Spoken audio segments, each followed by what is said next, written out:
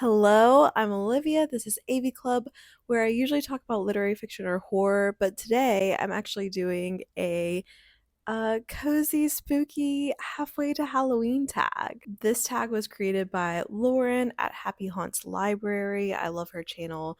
It's so cozy and thoughtful, and I just love how she edits together her vlogs and shares her thoughts on books and media. So I was really happy to see that she had created this tag because I have needed a Halloween boost. It is autumn here in Australia and I miss Halloween so much. I miss Halloween at Halloween time here and I miss it again in autumn just because it feels like it should be happening. It's gorgeous here and I'm so happy to be here. I love autumn. It feels much more like autumn than it did in Louisiana. Um, However, I just need this. I need this for myself right now. Like I said, Lauren created this tag. I'll link her video and her channel down below. But the first question she asked was, "Are you a fan of haunted houses?" And yeah, kind of. And surprisingly, I love a really themed thing. So I don't think every haunted house would be for me, but where I lived in Louisiana, there is a haunted house called 13th Gate in Baton Rouge, and it's very consistently rated as like a great haunted house, and it has a lot of like the LSU theater students working there as actors, and the sets are just incredible. I love a really immersive set.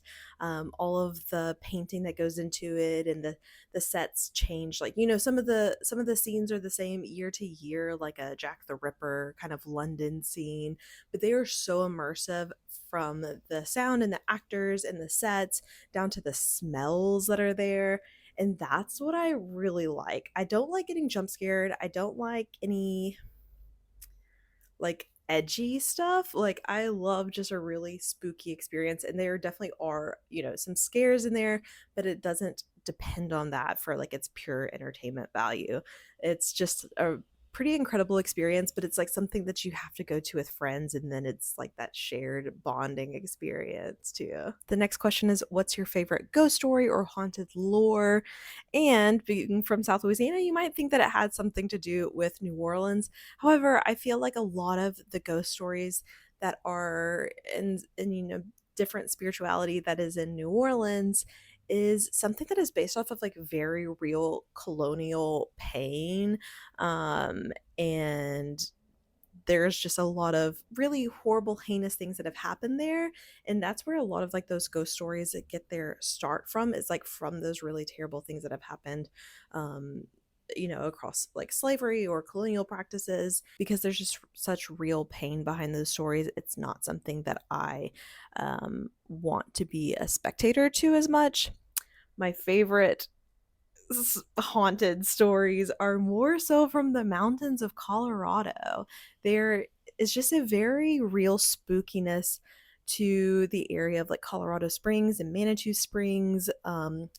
Witches who live there. Its history is like a health center for tuberculosis. Like there's real like medical history there for why there might be ghosts and haunts. The caves are so spooky. Like the stories can all be made up from those like haunted caves, but they really get me. Like something about being in the cave, like Cave of the Winds, and they're telling you about like a woman who is like hiding, that people have seen a ghost woman hiding on like an alcove. Like you can't see around the corner there. It's so dark and you got your little lantern. It just really does it for me. On top of that, going to somewhere like the Stanley in Colorado, which the Overlook Hotel is based off of, there's just like something so weird about how empty it is and being at high altitude. Something about it really does it for me.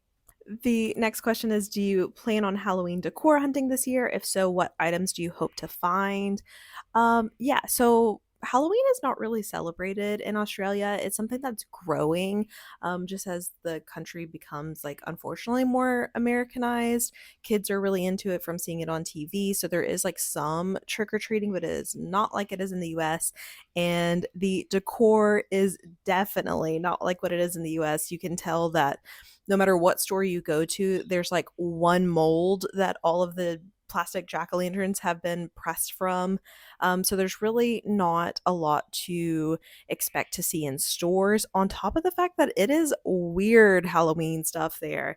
Like, it is not spooky, it is not, there's nothing cute. There's nothing that really feels like Halloween to me, like no like monsters and ghouls. It's like only serial killer clown stuff. Like, it's really just kind of like not the Halloween vibe that I think most people would expect in America. There's definitely some people who like that kind of thing, like scary clowns, almost like ICP, like Insane Clown Posse kind of vibes, but doesn't really feel like Halloween to me. So, knowing that this year, I had to craft all of my decor last year, and this year I will get started a lot earlier, um, just so that I can have a more fleshed out Halloween decoration. Really, like the kind of decor I like anyway is more crafted or vintage looking stuff. I'm not like a huge buyer of things, as it were, anyway. The next question is about candy corn. Do you love it or hate it? Well, I am vegan and candy corn has gelatin in it, so it's not even vegetarian, unfortunately. However, I do love the color scheme of it. I do think that's one of the coolest things about Halloween is kind of unique color scheme. So I like the orange, yellow, white of candy corn and just like the orange, purples, and greens together. You don't really see that at any other time. It's just kind of an irregular pairing. So I like to see candy corn iconography, despite the fact that I will not be eating it. Also, I don't even think that they have it in Australia, which is probably okay. The next question, are you big into costumes and dressing up for Halloween? If so, what's your favorite costume of all time? I don't know. I just haven't dressed up that many times, although I am someone who would like to dress up for Halloween. I like kind of putting together things myself rather than buying a costume. And my favorite costume that I've made of all time is my Animal Crossing villager costume, which hopefully there's some footage of. I know I at least have a picture of me. I just think it's so cute. I loved having my bug net as a prop. This is like was for going out Halloween, whatever the pre-Halloween weekend was, and it's just like fun to have a prop, I think. And I liked the how cutesy the nose was, and yeah, it just felt very me. I liked something that's just like fun and a little bit goofy. Like, I wish I could dress like that every day, honestly. I like a fun makeup. The next question, what is one activity or experience that's on your spooky season bucket list this year?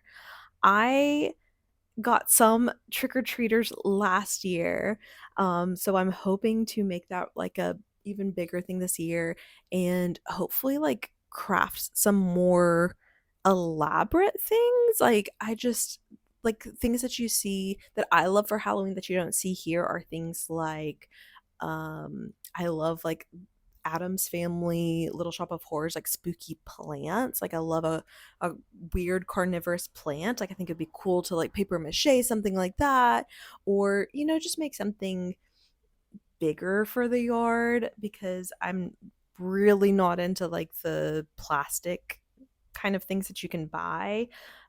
So I think that that would be a cool project. Otherwise, there's not really bucket list things to do because it's not a celebrated holiday here. There's no haunted hay rides or pumpkin patches, or, I mean, obviously, there's no pumpkin patches. Halloween is in spring here, so it's like a very different vibe. But, we make do.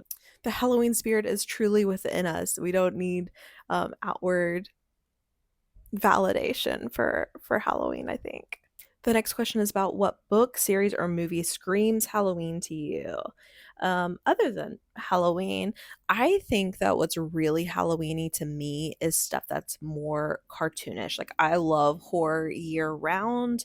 Um, but on Halloween or near Halloween, I'm not really wanting to watch like home invasions other than Halloween so much, or really gruesome stuff. I really like more campy, bright, uh, ecstatic expressions of horror, glee, and stuff that's not even scary. Like I think something like Wallace and Gromit, Curse of the Were Rabbit, or Scooby Doo, or like Adam's Family, Little Shop of Horrors. Um, I do love Scream and Trick or Treat, like as more like real horror movies at this time of year, but I'm more so watching more um like paranormal and haunting kind of things at Halloween time. Like I think it's more spirity than bloody for me. Um so like any kind of like ghost story I can get down with for Halloween. I don't think that there's like a book that really sticks out to me other than like maybe, scary stories or whatever. I don't really reread books a whole lot, and I can't really think of any books that scream Halloween to me. I think like Halloween time is a time that I'm more likely to read something like a Darcy Coates, like a cozy, ghosty horror, a Shirley Jackson. Whereas like the rest of the year, I am not reading those things as much. So yeah, if you have like a super Halloweeny book rec for me, then I'd love to hear it though. How do you typically spend your Halloween night? Before I moved here, like whenever I was living in Louisiana, it definitely was like watching horror movie marathons at home. If it wasn't like on like the Halloween weekend where you'd go out with your friends. That still sounds so good to me. I didn't have trick-or-treaters in Louisiana. I lived in like a townhouse complex. It just wasn't trick-or-treatery. But now I actually do have some. But you like have to like let people know on like these private Facebook groups about like who's participating in Halloween, and people like parents will drive kids to your house to trick or treat rather than going door to door. There's no neighborhood where you can just go door to door to trick or treat. So it's definitely becoming more popular here, but yeah, not something where kids can just go door to door, unfortunately, which is a shame because Australia is like very safe for kids to walk around in. The last question is, what does Halloween mean to you? That's a good question. It was something that I always loved growing up. We had like, family traditions each year. I think Halloween is so special to me though, because most people don't have obligations. Like it's a holiday that usually doesn't have obligations. Like you feel like you have to see your family at Thanksgiving and Christmas and Easter. Like there's things that you have to do, and it can be pretty negative for some people to those times a year because they might have to do stuff with family and they don't really feel comfortable there. Whereas Halloween is kind of an expression of joy, that it's usually that you get to pick your own stuff. Like usually toxic families don't make you do stuff with them on Halloween, I don't think. And I love that it's like a whole season and that you can kind of feed into it however you want to, whatever makes sense for you, that there's just no right or wrong way to do it, that you can tell that people love Halloween so much and they might not have trick-or-treaters, they might not watch a scary movie on the night. There's just so many different ways to do it, and it's all about creativity and fun. So yeah, I think that we could always use reasons to celebrate and have fun. Um, some people do take it seriously from a spiritual standpoint, so I don't mean to discount that at all. I'm just speaking, mostly for me and the people that I know that celebrate Halloween. And yeah, obviously my Halloween has changed a lot since moving here, and it's still something I love, and it's just something that I have to figure out how to celebrate in a different way because I will tell you the biggest thing is like it not being in autumn really does throw me. Even though it was usually warm on Halloween in Louisiana, it's not cold there or really feeling very autumnal. But seeing all the leaves change colors right now, it's so beautiful, but I feel like it should be Halloween. So I'm so happy to celebrate halfway to Halloween because it feels like this should be my Halloween time. But yeah, a huge thanks to Lauren for coming up with these questions. I think it was, a really fun tag to do and really special for me to do it right now. I definitely recommend her channel. It's always always puts me in a good mood. I just think that she's really a really cool person, a really cool creator, and love to see what she does. So yeah, do this tag too, and let me know if you do it. Tag me in it, and I will talk to y'all again soon about books. So bye. Talk to you later.